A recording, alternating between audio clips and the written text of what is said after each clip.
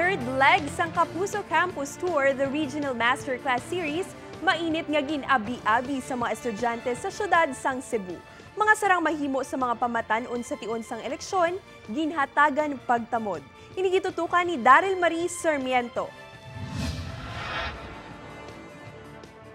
Madinalagon kag full-packed sa mga tumalanaw ang ikatlo nga serye sang ginakalangkagan nga Kapuso Campus Tour, the Regional Masterclass Series sa University of San Carlos, Talamban Campus. Mga nagkalain-lain nga issue sa nagahilapit nga eleksyon, ginpatpat sa mga dinapit nga bisita.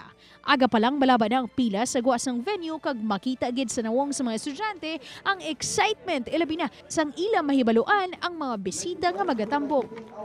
And because we are a university, then we should function as a university, be true to our vocation.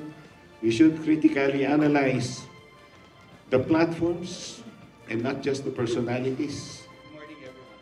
Naghatag sang mensahe ang Vice President and Head sang GMA Regional TV nga si Oliver Victor Amoroso. Earning the patronage and meeting the standards of Cebuanos when it comes to news has been a hard-earned goal we're so thankful for that we just want to give back through activities such as this.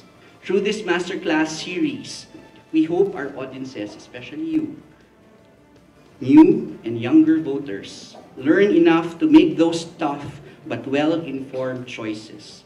As they say, don't waste the opportunity to be on the right side of history.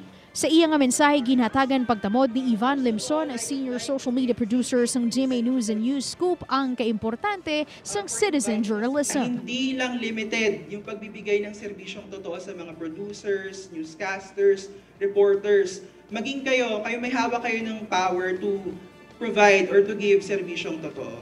Samtang ginhatagan naman atensyon ni Hector Di Macali ang mga programa sang AFS Intercultural Program. Global citizen is that state of existence where one takes responsibility and accountability as part of a group of diverse human beings. It is a recognition that one needs to embrace others and be embraced to exist. Ginsaysay ni June Veneracion, senior news producer sang GMA News kag host ng multi-awarded documentary show ng Reporter's Notebook, ang iya mga eksperyensya bilang isa ka media practitioner. Every day is a learning experience. Sa bawat kwento, sa bawat istorya, sa bawat episode, dagdag kaalaman, dagdag karunungan. Documentary starts with a good story pitch. Si Kapuso kag summa cum laude sang University of Guam, Benjamin Alves naman ang nagpaathag sang iya advokasya sa edukasyon.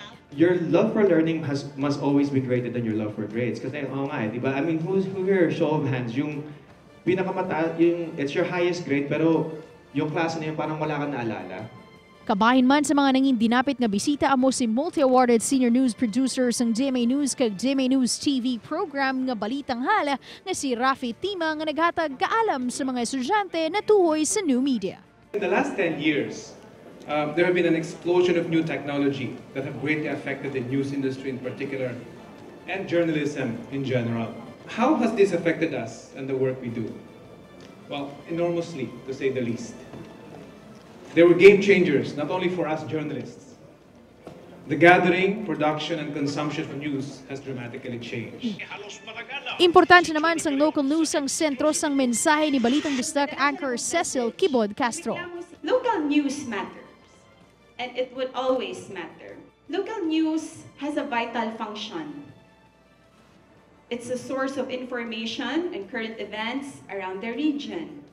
Matapos ang serye sa mga mensahe, ginhatagan kahigayunan ng mga tumalanaw sa pagpamangkot sa mga panelists. Nang in-host naman sa third leg sang GMA Regional TV Kapuso Campus Tour, the Regional Masterclass Series, sanday Balitang Bisdak correspondents Luan May Rondina kag Joshua Tambor sang University of San Carlos. Daryl Marie Sarmiento, One Western Visayas.